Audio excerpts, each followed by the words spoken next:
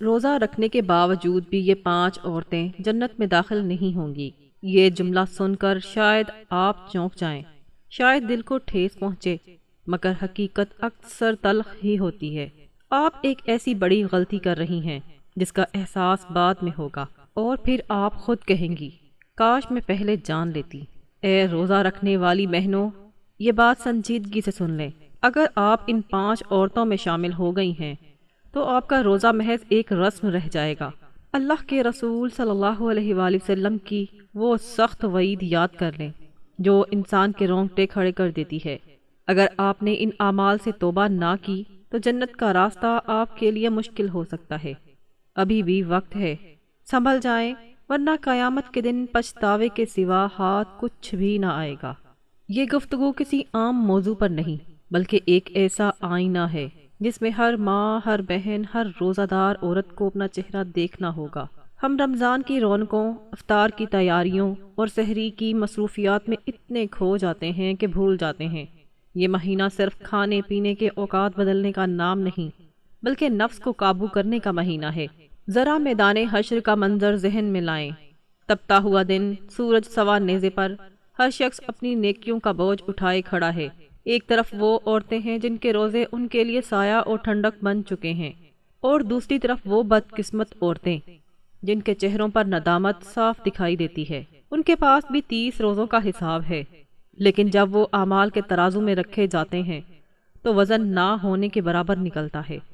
وہ پکارتی ہیں یا اللہ، وہ پکارتی ہیں یا اللہ، میں نے گرمی میں کھانا بنایا، میں نے سحری کے لیے نیند قربان کی، میں نے دن بھر بھوک برداشت کی، پھر آج یہ روزے میرے کس کام نہ آئے۔ تب ایک فیصلہ کن آواز آتی ہے، تیرا روزہ صرف بھوک اور پیاس کا تھا، تیری زبان غیبت سے آلودہ رہی، تیرے دل میں حسد اور تکبر پلتا رہا۔ ہمیں ایسے فاقے کی حاجت نہ تھی۔ یہ وہ مقام ہے جہاں ہمیں رک کر سوچنا ہوگا کہ کیا ہمارا روزہ بھی کہیں صرف ظاہری مشقت تو نہیں؟ کیا ہم ان بد نصیب عورتوں میں تو شامل نہیں ہو رہی جن کے لیے جنت کی خوشبو تک دور کر دی جاتی ہے؟ میں یہاں صرف 5 نام نہیں گنواؤں گی، بلکہ آپ کے ضمیر کو جھنجھوڑنے آئی ہوں تاکہ آپ خود محسوس کریں کہ اصلاح کی ضرورت کہاں ہے۔ ان 5 عورتوں کی تفصیل سے پہلے ایک خاموش آفت کا ذکر ضروری ہے جو اکثر ہمارے گھروں میں افطار کے دسترخوان پر جنم لیتی ہے۔ آپ سب افطار کے وقت دعا کرتی ہیں، ہاتھ اٹھاتی ہیں، قبولیت کی گھڑی ہوتی ہے، مگر اسی لمحے کوئی ایک جملہ، کوئی ایک غلط حرکت 15 گھنٹوں کی محنت کو ضائع کر دیتی ہے۔ وہ کیا ہے؟ اس پر گفتگو درمیان میں آئے گی، کیونکہ اسے سمجھے بغیر عبادت کی حفاظت ممکن نہیں۔ اگر آپ چاہتی ہیں کہ یہ رمضان آپ کی مغفرت کا ذریعہ بنے تو اس بات کو سنجیدگی سے لیجئے۔ اپنے دل پر ہاتھ رکھ کر خود سے پوچھیں، کیا مجھے یقین ہے کہ میرا پچھلا روزہ قبول ہوا؟ کیا اس رمضان میری بخشش ہو جائے گی؟ اللہ کے رسول صلی اللہ علیہ وآلہ وسلم ممبر پر تشریف لے گئے اور 3 مرتبہ آمین فرمایا۔ جب صحابہ نے وجہ پوچھی تو آپ صلی اللہ علیہ وآلہ وسلم نے بتایا کہ جبرائیل علیہ السلام نے دعا کی، ہلاک ہو وہ شخص جس نے رمضان پایا اور اپنی مغفرت نہ کروا سکا۔ تو میں نے آمین کہا۔ سوچئے جب جبرائیل علیہ السلام دعا کریں اور نبی کریم صلی اللہ علیہ وآلہ وسلم آمین کہیں تو اس وعید کی شدت کیا ہوگی۔ یہ تنبیہ خاص طور پر ان کے لیے ہے جو روزوں کو صرف بھوک سمجھتی ہیں۔ ہم نے سجدوں کو عادت بنا لیا، تسبیح کو رسم، مگر دل کی اصلاح کو نظر انداز کر دیا۔ یہی وہ اصل خطرہ ہے جسے سمجھنا ضروری ہے۔ پہلی عورت وہ ہے جسے دیکھ کر ہم سب یہی کہتے ہیں، ماشاءاللہ کتنی صابر ہے، کتنی عبادت گزار ہے، مگر اس کی زبان کی ایک معمولی سی لغزش اس کی ساری محنت کو برباد کر رہی ہوتی ہے۔ غور سے سنیے، کیونکہ ممکن ہے اس پہلی عورت کی تصویر آپ کے اپنے گھر میں موجود ہو، یا خدا نہ کرے وہ آپ خود ہوں۔ میری پیاری بہنوں، دل مضبوط کر کے اس عورت کا حال سن لیں جس کا نام بد نصیبوں کی فہرست میں سر فہرست آتا ہے۔ یہ وہ عورت ہے جو سحری میں سب سے پہلے بیدار ہوتی ہے جب باقی گھر والے گہری نیند میں ہوتے ہیں۔ وہ خاموشی سے کچن میں جاتی ہے، آٹا گوندھتی ہے، پراٹھے بناتی ہے۔ اس کی آنکھیں نیند سے بوجھل ہوتی ہیں، مگر وہ صرف اللہ کی رضا کے لیے اپنا آرام قربان کرتی ہے۔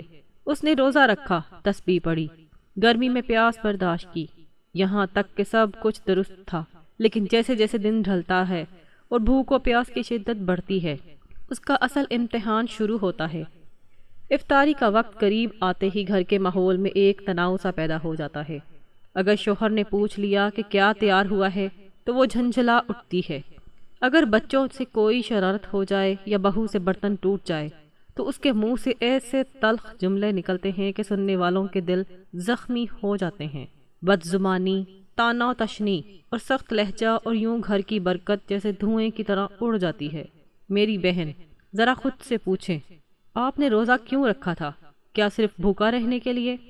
کیا اللہ تعالیٰ کو آپ کی بھوک اور پیاس کی ضرورت ہے؟ ہرگز نہیں۔ روزہ تو دراصل زبان کو قابو میں رکھنے کی مشق ہے۔ روزہ تو لہجے میں نرمی پیدا کرنے کے لیے ہے۔ آپ ایک طرف سجدہ کرتی ہیں اور دوسری طرف اسی زبان سے شوہر کی بے عزتی، ساس کا دل آزاری اور بچوں کو بد دعائیں دیتی ہیں۔ یاد رکھیں، جو الفاظ دوسروں کے دل چیر دیتے ہیں وہ قیامت کے دن شعلوں کی صورت لوٹ سکتے ہیں۔ بعض لوگ کہتے ہیں کہ روزے میں طبیعت چڑچڑی ہو جاتی ہے، کمزوری ہوتی ہے، اس لیے غصہ قابو میں نہیں رہتا، مگر یہی تو اصل امتحان ہے۔ اگر پیٹ بھرے ہوئے آپ نے غصہ نہ کیا تو کون سی بڑی بات ہوئی؟ کمال تو تب ہے جب حلق خوش ہو، جسم تھکا ہو، سامنے والا دل دکھا دے اور آپ اللہ کی خاطر خاموشی اختیار کر لیں۔ وہ عورت جو جائے نماز پر تسبیح تو پڑھتی ہے مگر اس کی زبان کی کاٹ سے اس کے اپنے محفوظ نہیں، اس کے روزے کی حقیقت پر سوال کھڑا ہو جاتا ہے۔ مدینہ منورہ میں ایک عورت کا ذکر آیا جو کثرت سے عبادت کرتی تھی، راتوں کو قیام، دن کو روزے، صدقہ و خیرات میں پیش۔ جب اس کا حال اللہ کے رسول صلی اللہ علیہ وآلہ وسلم کے سامنے بیان کیا گیا کہ وہ بہت عبادت گزار ہے مگر اپنی زبان سے پڑوسیوں کو تکلیف دیتی ہے، تو آپ صلی اللہ علیہ وآلہ وسلم نے فرمایا وہ جہنمی ہے۔ ذرا سوچئے، اس کی تہجد، اس کے نفلی روزے، اس کا صدقہ اسے نہ بچا سکے کیونکہ اس کی زبان لوگوں کے لیے اذیت تھی۔ میری بہنوں، اگر آپ نے کسی سے بول چال بند کر رکھی ہے، اگر آپ کے سخت الفاظ نے گھر کا سکون چھین لیا ہے تو خالی پیٹ رہنا کافی نہیں۔ افطار کے وقت جب آپ دعا کے لیے ہاتھ اٹھائیں تو لمحہ بھر سوچیں، جس زبان سے ابھی کسی کو دکھ پہنچایا ہے، کیا اسی زبان سے جنت مانگتے ہوئے شرم محسوس نہیں ہوگی؟ آج عزم کریں کہ اس رمضان اپنی زبان کی حفاظت کریں گی، لہجے کو نرم کریں گی اور صبر کو اپنا زیور بنائیں گی۔ یہی عہد آپ کے روزوں کو حقیقی قدر عطا کر سکتا ہے۔ میری پیاری ماؤں اور بہنوں، اب چند لمحوں کے لیے آنکھیں بند کریں اور اس دوسری عورت کا تصور کریں۔ اس کا انجام سن کر واقعی انسان کے قدم ڈگمگا سکتے ہیں۔ یہ عورت بظاہر بری نہیں ہوتی، بلکہ وہ تو اپنے گھر کی اصل طاقت ہوتی ہے۔ وہ محنتی ہے، قربانی دینے والی ہے، اپنے خاندان کی بنیاد کی طرح مضبوط کھڑی ہے۔ رمضان کا مہینہ ہے، باہر گرمی شدت پر ہے مگر وہ چولہے کے سامنے کھڑی ہے، چہرہ پسینے سے تر، ہونٹ پیاس سے خشک، پاؤں درد سے بوجھل، لیکن وہ شوہر کے لیے ٹھنڈا شربت تیار کر رہی ہے، بچوں کے لیے مختلف کھانے بنا رہی ہے۔ افطار کے بعد بھی آرام نہیں، برتن دھونا، سمیٹنا، سب کی خدمت کرنا، اس کی یہ لگن ایسی ہے کہ فرشتے بھی رشک کریں۔ ایسی عورت کا مقام یقیناً بہت بلند ہو سکتا ہے اور اللہ تعالیٰ چاہے تو اسے جنت کے اعلیٰ درجات عطا فرمائے، لیکن یہاں ایک نازک موڑ آ جاتا ہے۔ جیسے ہی اسے محسوس ہوتا ہے کہ اس کی تعریف نہیں ہوئی یا اس کی محنت کو سراہا نہیں گیا تو اس کی زبان سے ایسے جملے نکلتے ہیں جو اس کی ساری نیکیوں پر پانی پھیر دیتے ہیں۔ وہ افطار کے دسترخوان پر یا رات کے سناٹے میں شوہر سے کہتی ہے، دیکھا میں نے روزے میں بھی کتنا کام کیا، اگر میں نہ ہوتی تو تم لوگوں کو سحری بھی نہ ملتی، میں نے اپنی صحت قربان کر دی مگر میری کوئی قدر نہیں۔ میری بہن، ایک لمحہ رک کر سوچیں، وہ سب کچھ آپ نے کس کے لیے کیا تھا؟ اللہ کی رضا کے لیے یا لوگوں سے داد وصول کرنے کے لیے؟ جس لمحے آپ نے کہا میں نے تمہارے لیے یہ کیا، اسی لمحے آپ نے اپنے اجر کو خطرے میں ڈال دیا۔ قرآن کریم میں اللہ تعالیٰ نے واضح ہدایت دی ہے کہ اے ایمان والو، اپنے صدقات اور نیکیوں کو احسان جتا کر اور دل دکھا کر ضائع نہ کرو۔ احسان جتانا دراصل ایک دیمک کی طرح ہے جو اندر ہی اندر اعمال کو کھوکھلا کر دیتی ہے۔ آپ کو لگتا ہے کہ آپ کی نیکیوں کا خزانہ بھر رہا ہے، مگر اگر آپ نے دنیا میں ہی اس کا بدلہ تعریف اور واہ واہ کی صورت میں لے لیا تو آخرت میں کیا بچے گا؟ نیکی وہی ہے جو خاموشی سے کی جائے اور اللہ کے سپرد کر دی جائے۔ کیا اللہ نہیں دیکھ رہا تھا کہ آپ گرمی میں پسینہ بہا رہی تھیں؟ کیا اسے آپ کی تکلیف اور تھکن کا علم نہیں؟ جب رب العالمین دیکھ رہا ہے تو پھر بندوں سے اعتراف کی کیا حاجت؟ اللہ کے رسول صلی اللہ علیہ وآلہ وسلم نے فرمایا کہ 3 لوگ ایسے ہیں جن سے قیامت کے دن اللہ تعالیٰ نہ کلام فرمائے گا نہ نظر رحمت کرے گا، اور ان میں سے ایک وہ ہے جو احسان جتا کر نیکی کرتا ہے۔ ذرا سوچیں، کیا ہم یہ برداشت کر سکتے ہیں کہ ہمارا رب ہم سے منہ موڑ لے صرف اس وجہ سے کہ ہم اپنی زبان کو قابو میں نہ رکھ سکے؟ کتنی عورتیں ہیں جو دن بھر نیکیاں جمع کرتی ہیں اور شام کو ایک جملے سے سب ضائع کر دیتی ہیں۔ میری بہنوں، اگر آپ واقعی اللہ کی رضا چاہتی ہیں تو آج عہد کریں کہ جو بھی کریں گی صرف اسی کے لیے کریں گی۔ اپنی زبان سے میں نے یہ کیا، میں نے وہ کیا، اس جیسے جملے نکال دیں۔ عاجزی اختیار کریں، خاموشی سے خدمت کریں اور اجر کو اللہ پر چھوڑ دیں۔ یاد رکھیں، اخلاص وہ طاقت ہے جو معمولی عمل کو بھی عرش تک پہنچا دیتی ہے۔ پیاری بہنوں، اب جس تیسری بد نصیب عورت کا ذکر ہونے جا رہا ہے، یقین کریں اس کا تصور ہی دل کو لرزا دیتا ہے۔ وہ روزہ رکھتی ہے، سحری بھی کرتی ہے اور افطاری بھی، مگر اس کا پردہ اور اس کی حیا اس کے روزے کے تابع نہیں ہوتے۔ ہم عموماً یہ سمجھ بیٹھتے ہیں کہ روزہ صرف بھوک اور پیاس کا نام ہے، یعنی صبح سے شام تک کھانے پینے سے رک جانا ہی سب کچھ ہے۔ لیکن ذرا رک کر اپنے دل سے پوچھیں، کیا اللہ تعالیٰ نے روزہ صرف اس لیے فرض کیا تھا کہ آپ بھوکے رہیں؟ نہیں، بلکہ مقصد تو تقوی پیدا کرنا تھا۔ جیسا کہ قرآن میں ارشاد ہے کہ روزہ اس لیے فرض کیا گیا تاکہ تم متقی بن جاؤ۔ تقوی کا تعلق صرف معدے سے نہیں بلکہ نگاہ، لباس، چال چلن اور حیا سے بھی ہے۔ آج ہم دیکھتے ہیں کہ رمضان کی مبارک ساعتیں چل رہی ہوتی ہیں، مگر بعض بہنیں بازاروں میں، شاپنگ مالز اور سوشل میڈیا پر اس انداز سے ظاہر ہوتی ہیں کہ حیا مجروح ہو جاتی ہے۔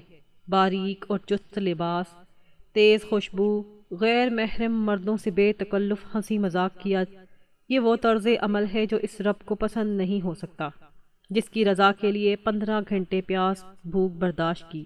محمد صلی اللہ علیہ وآلہ وسلم نے ایک حدیث میں فرمایا کہ اہل جہنم کی 2 قسمیں ایسی ہیں جنہیں میں نے ابھی نہیں دیکھا۔ ان میں سے ایک وہ عورتیں ہیں جو کپڑے پہننے کے باوجود برہنہ نظر آتی ہیں، دوسروں کو مائل کرتی ہیں اور خود مائل ہوتی ہیں۔ ان کے سر بختی اونٹوں کے کوہان کی طرح ہوں گے۔ پھر آپ صلی اللہ علیہ وآلہ وسلم نے فرمایا کہ ایسی عورتیں نہ جنت میں داخل ہوں گی اور نہ اس کی خوشبو پائیں گی، حالانکہ جنت کی خوشبو دور مسافت سے محسوس ہوتی ہے۔ ذرا اس وعید پر غور کریں۔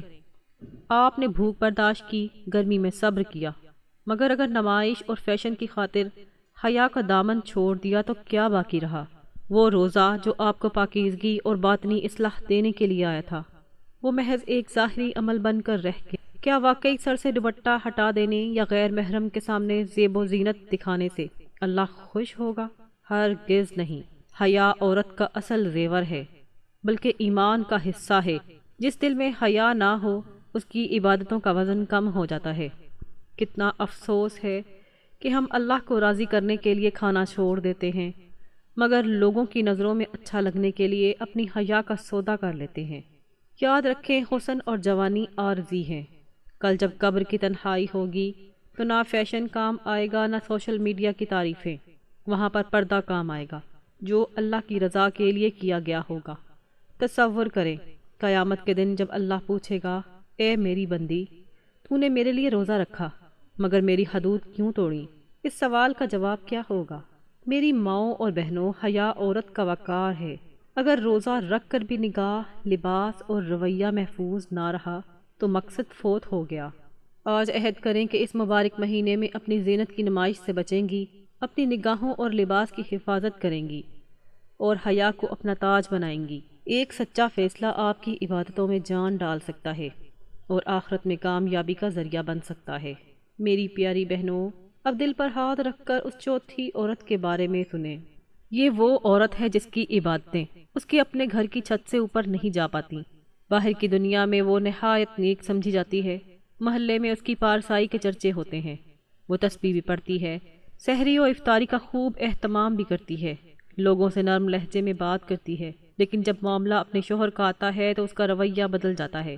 اس کی زبان جو دوسروں کے لیے شہد ہے، اپنے شوہر کے لیے زہر بن جاتی ہے۔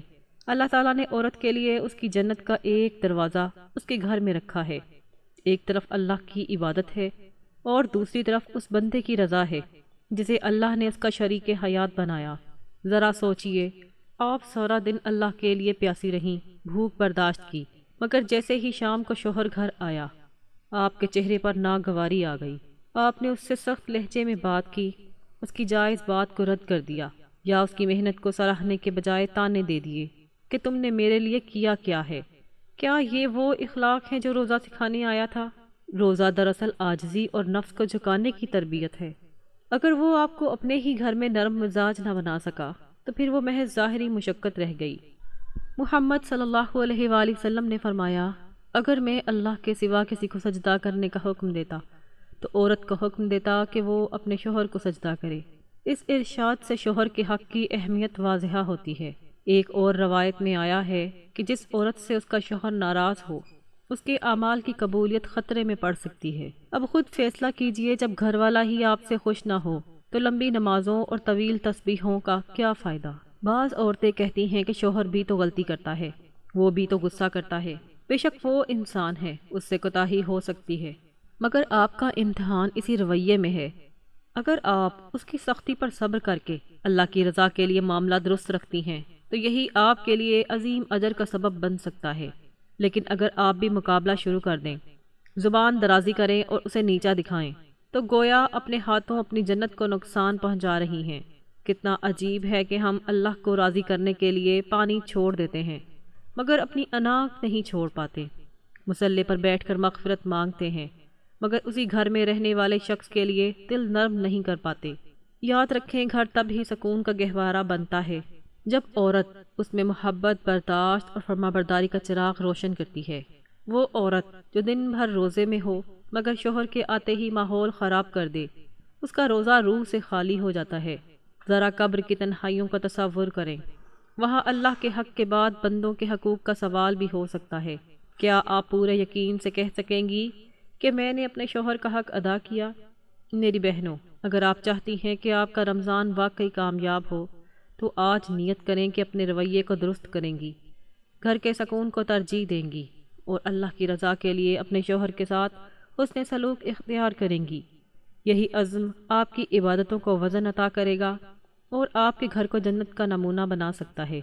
اب پانچویں بد نصیب عورت کا حال سنیں، وہ جس کا ذکر ہو تو عرش کے فرشتے بھی افسردہ ہو جاتے ہیں۔ یہ وہ عورت ہے جو بظاہر بڑی عبادت گزار ہے، روزہ رکھتی ہے، سحری کرتی ہے، افطار کے وقت لمبی دعائیں مانگتی ہے، مصلے پر بیٹھ کر تسبیح پڑھتی ہے، مگر اس کے سینے میں دھڑکنے والا دن کینہ اور نفرت سے بھرا ہوتا ہے۔ اس نے کسی بہن، بھائی، نند یا جٹھانی سے برسوں سے تعلق توڑ رکھا ہے۔ وہ کہتی ہے، میں اسے کبھی معاف نہیں کروں گی، میں اس سے بات نہیں کروں گی، اس نے میرا دل دکھایا تھا۔ میری بہن، ذرا ٹھہریں، جس زبان سے آپ اللہ سے مغفرت مانگتی ہیں اسی زبان سے آپ نے اس کے بندوں سے قطع تعلق کیا ہوا ہے۔ جس رب سے معافی کی امید ہے اس کی مخلوق کو معاف کرنے کو تیار نہیں۔ محمد صلی اللہ علیہ وآلہ وسلم نے فرمایا، کسی مسلمان کے لیے جائز نہیں کہ وہ اپنے بھائی سے 3 دن سے زیادہ بول چال بند رکھے۔ اور ایک اور حدیث میں آیا ہے کہ پیر اور جمعرات کو اعمال پیش ہوتے ہیں تو سب کی مغفرت کر دی جاتی ہے، سوائے ان 2 کے جو آپس میں دشمنی رکھتے ہوں۔ ان کے بارے میں کہا جاتا ہے، انہیں چھوڑ دو جب تک یہ صلح نہ کر لیں۔ سوچیں، آپ کا روزہ آسمان تک پہنچنے اور وہاں سے لوٹا دیا جائے کہ اس کے دل میں کینہ ہے، کتنی بڑی محرومی ہے۔ ہم چاہتے ہیں کہ اللہ ہمارے گناہوں کا سمندر معاف کر دے، مگر خود کسی کی ایک خطا معاف نہیں کرتے۔ روزہ دل کو نرم کرنے آیا تھا، جوڑنے آیا تھا، مگر اگر دل کی سختی باقی رہی تو مقصد فوت ہو گیا۔ اگر اسی حال میں موت آ جائے تو کیا جواب دیں گی؟ آج بھی وقت ہے، دل سے نفرت نکال دیں، رشتے جوڑ لیں، معاف کر دیں۔ یاد رکھیں، جو بندوں کو معاف کرتا ہے اللہ اسے معاف فرماتا ہے۔ ابھی توبہ کا دروازہ کھلا ہے، اپنے دل کو صاف کر لیں تاکہ آپ کے روزے واقعی قبولیت پا سکیں۔